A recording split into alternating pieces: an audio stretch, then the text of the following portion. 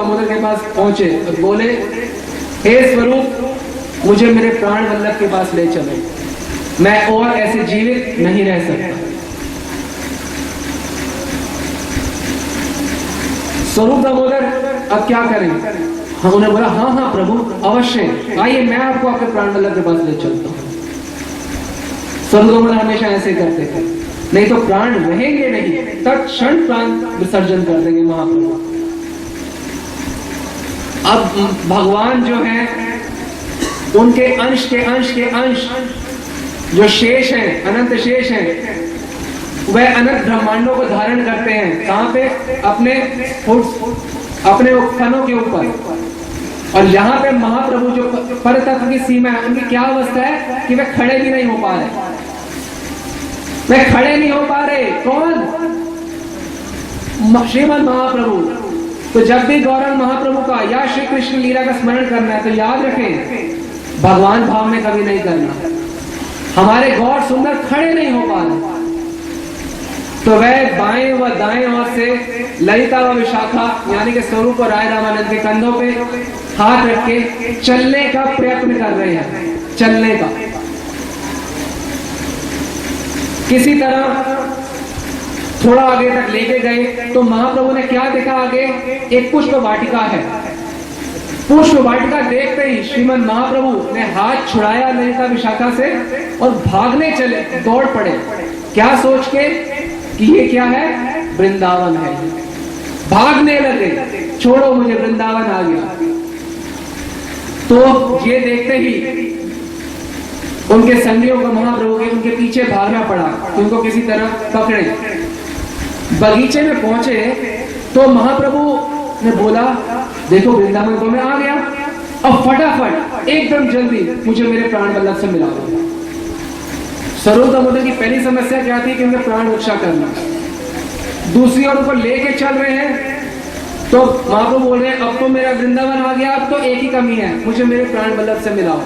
अजय ये बात बोली तो स्वरूप राम और राय रामानंद एक दूसरे की ओर देख रहे हैं, अब क्या करें, अब कैसे महाप्रभु, अब क्या जवाब देंगे?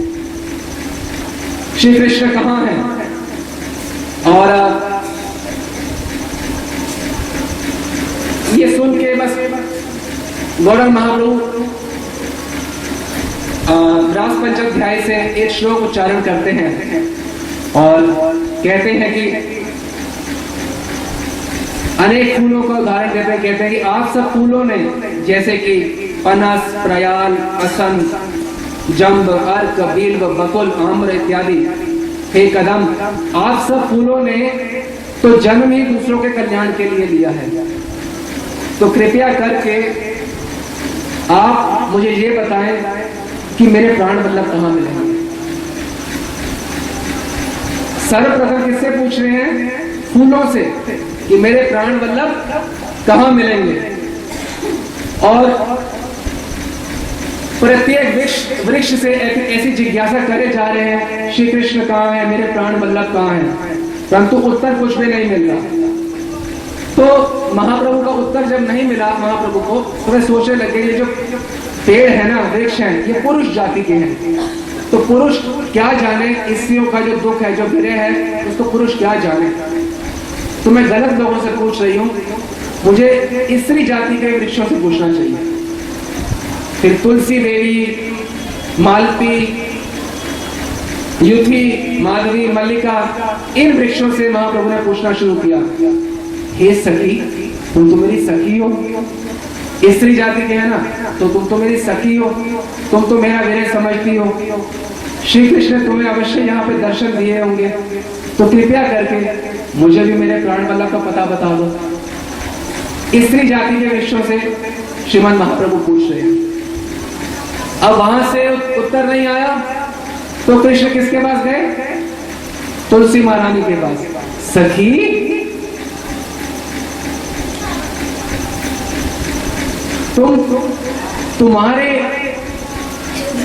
तुम्हारे पत्रों की माला पहन के तो भ्रमरगण श्री कृष्ण के आगे पीछे घूमते रहते, आज भी पहनी होगी तुम्हारे से बनी हुई माला। तो बताओ, वह भ्रमरगण तुम्हारी माला पे भीमरात हुए कहां गए हैं? तुम तो बताओ, तुम तो मेरी सखी हो। तुम तो गोविंद चरण प्रिय हो, कृष्ण तुम्हें कभी त्याग नहीं करते, तुम तो बताओ मुझे। अब तुलसी देवी से भी जवाब नहीं आया। तो गौर सुंदर सोचने लगे, ये सब कृष्ण की दासियां हैं, ये तो कृष्ण के भय से डरती हैं, ये मुझे भला उनका पता क्यों बताने लगा। पहले वृक्षों से उन्हें उत्तर नहीं मिला तो उन्होंने अपना सोचा कि हाँ ये तो पुरुष जाति की है। अब स्त्री जाति से उत्तर नहीं मिला, हाँ ये तो दासियां हैं, भय से डरती हैं। ठीक है, तो मैं किससे बात करूं? मृगी, डियर्स। तो मृगी के युद्ध से पूछने लगी कि श्री कृष्ण राधा रानी के साथ तुम्हारे पास जरूर आए होंगे और श्री कृष्ण अपने दर्शन देके तुम्हारे नेत्रों को जरूर आनंद दिया होगा। तो हे मृगी, कृपया करके मुझे भी मेरे नयनानंद श्री कृष्ण के दर्शन कराओ। मृगों से पूछ रहे हैं और वो ध्यान से, कृपया मुझे दर्शन, कान लगा के। जब मृगों से कोई उत्तर नहीं मिला और एकदम से चौंक कर मृग भाग गए, तो फिर महाप्रभु और प्रलाप करने लग गए और निराश होकर और कोई नहीं मिला उन्हें तो भ्रमणगण से प्रार्थना करने लगे, हे भ्रमणगण, आप तो श्री कृष्ण के माला के पीछे भागते हो हमेशा, तो जो बलराम जी के भैया हैं वे अपनी प्राण प्यारी के साथ किस ओर गए हैं, बस मुझे ये बताओ।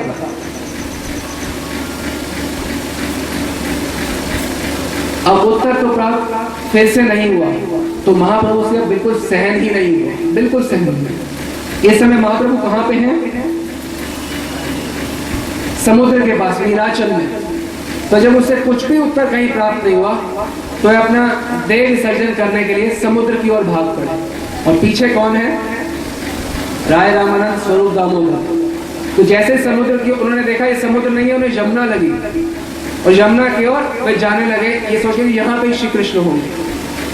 तो दौड़े दौड़े जैसे ही जाने लगे उन्हें कदम का वृक्ष दिखा और लगा इसी के नीचे श्री कृष्ण खड़े हो गए। तो थोड़ी सांत्वना हुई, अंततः मुझे श्री कृष्ण के दर्शन हो गए और श्री कृष्ण के दर्शन से मेरा मन और मेरे नयनों को आनंद मिल रहा है। उन्हें ऐसा लगने लगा, और जैसे उन्हें ये लगने लगा उन्हें प्रेम की मूर्छा आ गई। जब तक नेत्र खुले हैं, चेतना है, तब तक वो संभाले नहीं समझ रहे। अब मूर्छा आ गई तो ऐसा लग रहा कि प्राण शायद त्याग चुके हैं। अब ये सोचिए राय रामानंद स्वरूप दामोदर की क्या अवस्था होती होगी उस समय। हर क्षण ये मुझे इनकी सेवा करनी है भगवान, ये अपने आप से बच नहीं सकते। अब एकदम मूर्छा में है तो स्वरूप दामोदर राय रामानंद ने कृष्ण नाम कीर्तन शुरू किया उन्हें कानों में, कृष्णा कृष्णा कृष्णा कृष्णा कृष्णा कृष्णा कृष्णा हे कृष्णा कृष्णा कृष्णा कृष्णा कृष्णा कृष्णा कृष्णा हे कृष्णा कृष्णा कृष्णा कृष्णा कृष्णा कृष्णा कृष्णा हे कृष्णा कृष्णा कृष्णा कृष्णा कृष्णा कृष्णा कृष्णा हे। जैसे ही महाप्रभु ने कीर्तन सुना तो धीरे धीरे प्रेमावेश में उठकर बैठ गए और इधर उधर देखने लग गए चकित नेत्रों से। अभी तो मुझे मेरे प्राण बल्लभ के दर्शन हुए थे, अब वह कहां चले गए हैं। आप सोचिए प्रत्येक क्षण उनकी अवस्था क्या है, हर क्षण। तो उन्होंने बोला राय रामानंद को, जो विशाखा सखी है, जब भी श्री कृष्ण के बारे में राधा रानी ने कोई बात करनी होती थी किसको बोलती थी ज्यादा? विशाखा सखी का। उन्होंने विशाखा सखी यानी कि राय रामानंद को बोला, हे सखी, मदन मोहन श्री कृष्ण चंद्र जो नवजल धर की कांति के समान जिनकी कांति है, उन्होंने तनिक पीले रंग की ऐसी धोती डाली है बिजली की भांति चमकती है। अभी वही मेरे मदन मोहन श्याम सुंदर मोहन मुकुट धारण करके वैजंती माला धारण करे हुए वंशी बजा रहे थे। मैंने अभी उन्हीं श्याम सुंदर के दर्शन करे हैं और यही श्याम सुंदर मेरे नेत्रों का आनंद बढ़ा रहे थे। अब वो कहां गए? अब कहां गए मेरे श्याम सुंदर? तो जब राय रामानंद को ये कथा सुना रहे थे तो राय रामानंद स्वरूप दामोदर जो अंतरंग भक्त होते थे वे सिर्फ एक ही बात करते थे, बस जितना भी प्रलाप करते थे वो किसी तरह बैठ के बस सुनते सुनते और सुनने के अलावा कुछ कर नहीं सकते, क्योंकि प्रलाप बढ़ता ही जाता था। फिर जब ये खत्म हुआ तो बोले महाप्रभु बोले, हे सखी, श्री कृष्ण जो है वे अद्भुत मेघ स्वरूप है, नील कांति है, नील मेघ है, वे अद्भुत मेघ स्वरूप है और मेरे जो नेत्र हैं वो चातक पक्षी के समान है। तो मैं तो उनके दर्शन करके पान करके जीवित रह रही थी। कृष्ण मेघ रूपी पान कर रही थी मेरी चातक रूपी नेत्र। तो अब श्री कृष्ण की लीला वर्षा से तो 14 भवन अभिसिंचित हो रहे हैं, परंतु मेरा दुर्भाग्य तो देखो कि मुझे दर्शन हुए जो कि 14 लोगों में सबको हो रहे हैं, परंतु मेरा भाग्य इतना खराब है कि वे अब मैं से फिर से ओझल हो गए मेरे नेत्रों से। इस प्रकार से प्रलाप करते अनेक प्रकार के प्रलाप करते जा रहे हैं और उनका अंग प्रत्यंग जो है प्रेम में बिल्कुल विह्वल हो रहा है। तो अब तक जो थे श्रीमद् महाप्रभु कृष्ण के दर्शनानंद में बिल्कुल मग्न थे, बाह्य ज्ञान उन्हें बिल्कुल नहीं था कि साथ में कौन है, किसी प्रकार का ज्ञान नहीं था। तो किसी प्रकार से श्री कृष्ण महाप्रभु चैतन्य महाप्रभु फिर से सामान्य दशा प्राप्त करें, तो ये सोच के गीत गोविंद गाया स्वरूप दामोदर में।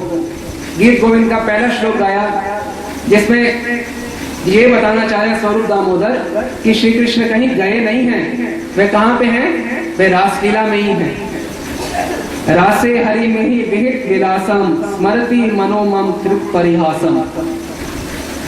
ये श्लोक गाया, फिर उसके बाद एक श्लोक और गाया। तो जैसे ही श्लोक गाने लगे श्रीमद् महाप्रभु अष्ट सात्विक विकार उनके देह में आने लगे, और नृत्य करने लगे। जैसे जैसे श्लोक बढ़ रहे हैं वैसे वैसे नृत्य बढ़ता जा रहा है। और नृत्य भी कैसा होता था कि पांव जो है हाथ तक छूते थे। आप सोचिए, आप ऐसा नृत्य कर रहे हैं, आपके पांव 9 फुट ऊपर जाके आपके हाथ को छू रहे हैं, और जितना श्लोक बढ़ते जा रहे हैं कीर्तन नृत्य उतना और बढ़ता जा रहा है।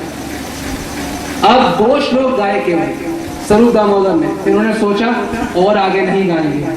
गाए तो महाप्रभु का शरीर का क्या होगा ये कल्पना से परे होगा, तो उन्होंने श्लोक गाने बंद कर दिए। परंतु महाप्रभु तो अपने परम परिपूर्ण राधा भाव में उस समय है। वो महाप्रभु कहते हैं गाओ गाओ, जबकि कुछ भी नहीं हो रहा, सब एकदम चुप है।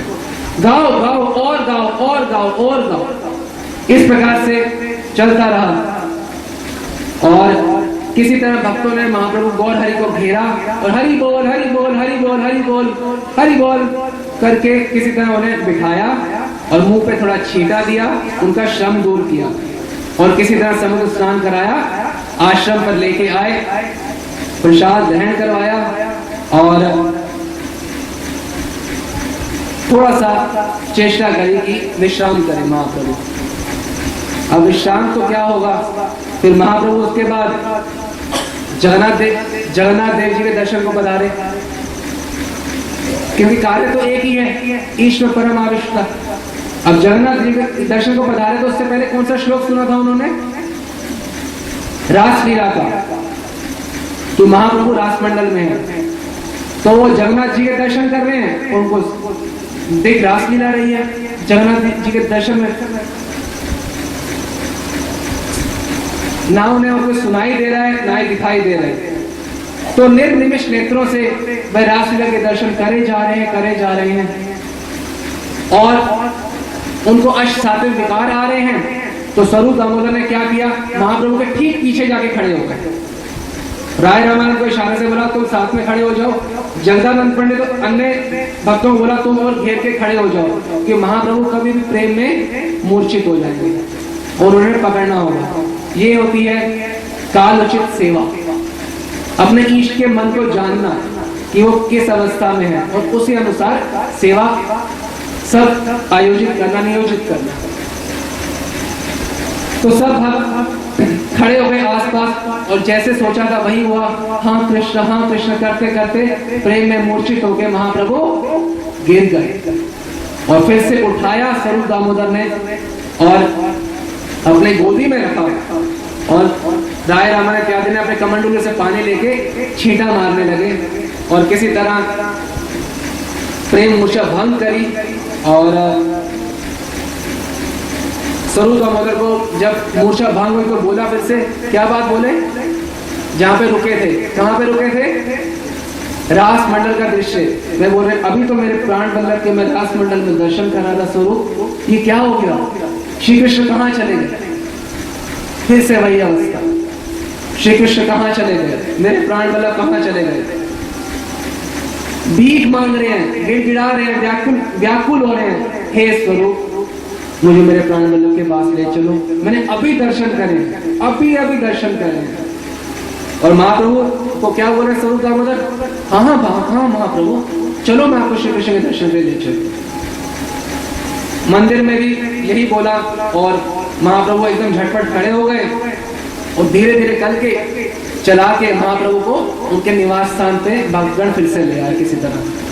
ये रात्रि में गंभीरा में अपने द्वार के पास बैठ के फूट के महाप्रभु रो रहे हैं, हाँ कृष्ण हाँ कृष्ण हाँ कृष्ण।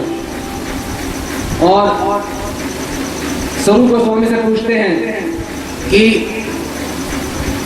मेरे प्राण प्यारे कहाँ हैं, मुझे उनके दर्शन कैसे प्राप्त होंगे। और स्वरूप दामोदर और राय रामानंद दोनों हैं, सिर्फ एक दूसरे को देखते कह रहे हैं कि महाप्रभु बस अभी निकुंज के अंदर है, अंदर आओ हम आपको ले चलते हैं। वो निकुंज क्या है कि दरवाजे से अंदर उनकी गंभीरा में जो गुफा है वो उसमें उन्हें अंदर लेके जा रहे हैं। उनको लगा इसके अलावा और कोई उपाय नहीं। फिर गंभीरा में अंदर कमरे के अभी दरवाजे पे क्या भीतर लेके आए हैं, निर्जन गुफा में बैठे हुए हैं और कई घंटे बीते जाए, एकदम निस्तब्धता, एक कुछ भी आवाज नहीं आ रही, बस विरह में श्री कृष्ण का स्मरण करते जा रहे हैं। और फिर उसके बाद कहते हैं कि हे स्वरूप मेरे प्राण बहुत ही कठोर हैं, श्री कृष्ण मुझे दर्शन भी नहीं दे रहे और ये मेरे प्राण फिर भी इस देह में अभी तक बचे हुए हैं, मैं तो बहुत कठोर हूं, अब मेरे लिए जीना और संभव नहीं है, अब मेरा प्राण त्याग देना ही उचित है। सोचिए एक दिन में क्या क्या हो रहा है स्वरूप दामोदर राय रामानंद साहब और महाप्रभु की क्या अवस्था। इस सहन करने से अच्छा तो मैं मर ही जाऊं। तो स्वरूप दामोदर तो कालोचित सेवा का एक और श्रेष्ठतम उदाहरण प्रस्तुत करते हैं। हे महाप्रभु कृष्ण तो कभी वृंदावन छोड़ के जाते ही नहीं, वृंदावन परित्यज्यम पादेकम न गच्छति, कृष्ण तो वृंदावन में ही है, आओ हम आपको वृंदावन ले चलते। तो श्री कृष्ण ओ हाँ श्री कृष्ण वृंदावन में ही है, ये मैं कैसे भूल गया, चलो फटाफट मेरा श्रृंगार कर दो। अब एक बात खत्म हुई तो एक और बात, अब महाप्रभु का गोपी वेश में श्रृंगार कौन करेगा। अब वो एक दूसरे की ओर देख रहे हैं तो महाप्रभु सोचा अरे मुझे श्रृंगार की क्या आवश्यकता है, मेरे प्राण प्रियतम तो मुझे वैसे ही स्वीकार करते हैं, चलो छोड़ो हम ऐसे ही चलते हैं, तुम समय बर्बाद मत करो, तुम शीघ्र अतिशीघ्र मुझे मेरे प्राण प्रियतम के पास लेके चलो। तो अब क्या करें स्वरूप दामोदर राय रामानंद, वो एक दूसरे को देख रहे हैं, अब तो मुझे लेके नहीं चलोगी तो मैं खुद ही चला जाता हूं। तो महाप्रभु अब भागने दौड़ने शुरू कर रहे हैं और वह भागे जा रहे हैं आगे आगे। तो अगर महाप्रभु को रोकना है अब क्या करें, नहीं तो रात्रि तो हो चुकी है, अब रात्रि में क्या होगा, नहीं तो स्वरूप दामोदर ने एक और कालोचित सेवा का श्रेष्ठतम उदाहरण प्रस्तुत किया। उन्होंने बोला, हे मेरी प्रिय सखी, हे राधे, अभी तो ये बुढ़िया जटिला जो है ये जगी हुई है, अभी चुपचाप कमरे में सो जाओ। जैसे ये सो जाएगी हम तुरंत श्याम सुंदर से मिलने चल पड़ेंगे। तो ये बोल के किसी तरह दिन शेष किया और महाप्रभु को विश्राम करा। बोले श्री कृष्ण चैतन्य महाप्रभु की, स्वरूप दामोदर की, राय रामानंद की। हम सब महाप्रभु के अनुयायियों को भी ऐसे ही एकनिष्ठ होना पड़ेगा। यदि गौर ना होते, यदि गौर महाप्रभु ना होते तो राधा रानी की महान प्रेम को समझना ये संभव नहीं था।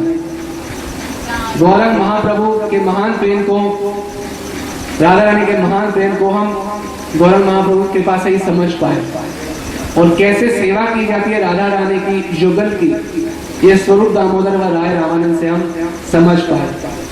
तो जिस प्रकार से महाप्रभु क्रंदन करते रहते थे अपने इष्ट के लिए, हमें भी हे राधे ब्रज देवी के चललिते, हे नंद सुनो कुता, इस प्रकार से हमें भी राधे ललिते अपने इष्ट की प्राप्ति के लिए दिन रात क्रंदन करना सीखना होगा। यदि कोई उदाहरण ना होता तो हम शायद कभी ना सीख पाते, परंतु उदाहरण हमारे समक्ष प्रस्तुत हैं। इन ग्रंथों के माध्यम से, हरि कथा के माध्यम से हम जान सकते हैं कि गौरव महाप्रभु की यानी कि राधा रानी की क्या अवस्था होती थी। हमारी प्राणेश्वरी श्रीमती राधिका की क्या अवस्था होती है। तो काल उचित सेवा यही मंजरियों का धर्म है। राधा रानी की अभिन्न से अभिन्न प्राण। तो राधा रानी क्या अवस्था होती है, ये श्रीमद महाप्रभु के प्रलाप से, उनके गंभीरा में रह के, ये तो एक दिन की कथा है। ये रोज दिन रात नॉन स्टॉप होता था। और स्वरूप दामोदर राय रामानंद कैसे रहते होंगे, हर समय सेवा करनी है, नहीं तो वो बचेंगे नहीं। तो आशा करते हैं आज के इस कथा के माध्यम से आप भक्तों को कुछ अपनी साधना में प्रेरणा प्राप्त होगी और अपनी साधना में सही रूप से अग्रसर होंगे और सिद्धि को प्राप्त कर पाएंगे। ये तो रही गौर लीला की बात, परंतु वास्तविकता ये है कि हम इस पद पे आ तो चुके हैं, परंतु सिद्धि प्राप्त करने के लिए हमें अपने अपने गुरु के ऊपर प्रगाढ़ निष्ठा रखनी है और उनकी जैसे प्राणों से सेवा मंजरियां करती है राधा रानी की, वैसे ही सेवा हमें अपने गुरु की करनी है। कि गुरु निष्ठा होगी तो गुरु सेवा होगी, गुरु सेवा होगी तो गुरु कृपा प्राप्त होगी, गुरु कृपा प्राप्त होगी तो गौर में निष्ठा होगी और गौर कृपा प्राप्त होगी और गौर कृपा प्राप्त होगी तो गौर कृपा से हमें अपने स्वरूप का बोध होगा व राधा रानी के दर्शन व राधा रानी की साक्षात सेवा प्राप्त होगी। तो ये क्रम है गुरु निष्ठा, गुरु कृपा, गौर निष्ठा, गौर कृपा, फिर उसके बाद राधा निष्ठा व राधा रानी की साक्षात सेवा।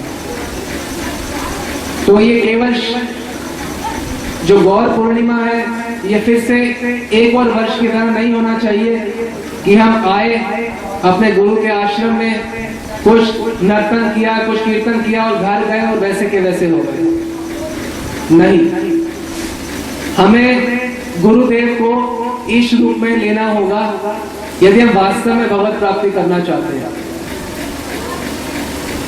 ठाकुर बोला जाता है महान वैष्णवों को भी ठाकुर, और गुरु तो साक्षात ठाकुर करुणा का स्वरूप ही है। तो अपने गुरु में अचल भक्ति रखते हुए अहरनिश दिन रात उनकी सेवा में संलग्न होना है। यदि होंगे, ये भक्ति जो है ये चर्चा का विषय नहीं है, ये चर्या का विषय है, अपने जीवन में लागन लगाने का। यदि इतने सालों सुनने के बाद भी यदि हम दिन रात गुरु की सेवा में नहीं लगेंगे तो वो दिन कभी नहीं आएगा जब गौर कृपा प्राप्त होगी। प्रारंभिक रूप से गौर कृपा प्राप्त हो गई है कि हम इस नवद्वीप धाम में गौर लीला श्रवण कर रहे हैं रात्रि 10-11 बजे इस समय। तो ये गौर कृपा है, निश्चित रूप से है प्रारंभिक। परंतु यदि सिद्धि की चाहते हैं तो जीवन शैली को पूर्ण रूप से बदलना ही पड़ेगा। पूर्ण रूप से, अर्ध रूप से नहीं। अर्ध रूप से कुछ प्राप्त नहीं होता। पूर्ण रूप से बदलने का पहला स्टेप, जो पहला कदम है, वो ये है अपने गुरु की दिन रात सेवा में स्वयं को संलग्न करना, या किसी गौर कृपा प्राप्त महापुरुष की सेवा में स्वयं को संलग्न करना। इसके बिना ना गौर प्राप्ति होगी, ना राधा प्राप्ति होगी। इसके बिना क्या प्राप्ति होगी? बहुत जन्म यदि करे श्रवण कीर्तन, तब तो ना पाए कि कृष्ण पदे नहीं। बहुत जन्म ऐसे हम श्रवण कीर्तन करते आए हैं, अभी तक इस भौतिक जगत में है। इससे सुसिद्ध होता है कि हमने गुरु की सेवा पिछले जन्म में नहीं करी सही रूप से, या गुरु या महापुरुष को प्राप्त नहीं हो, या प्राप्त हो तो हमने सेवा नहीं की। इष्ट रूप में गुरु की सेवा करेंगे तो कृपा प्राप्त होगी। हम कृष्ण की कृपा चाहते हैं। अरे कृष्ण कृपा की मूर्ति ही तो गुरु है। कृष्ण कृपा मूर्ति ये गुरु का स्वरूप है। जो चाहते हो वही तो सामने है।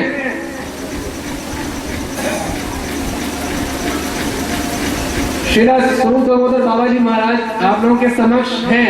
आप कृष्ण कृपा चाहते हो, वो मूर्तिमान स्वरूप ही आपके समक्ष है। जब तक दिन रात लग के सेवा नहीं करेंगे अपने गुरुदेव की या किसी गौर कृपा प्राप्त महापुरुष की, तब तक वास्तविक रूप में प्राप्त नहीं होगा। ये कड़वा सत्य है, पर सत्य है। कड़वा है पर सत्य है। तो आप सबके जीवन में बदलाव आए, आपको इसी जीवन में गौर चरण व राधा चरण प्राप्ति हो, इसी कामना के साथ मैं अपने सत्र को यहीं विराम दूंगा। निताई गौर प्रेमानंद।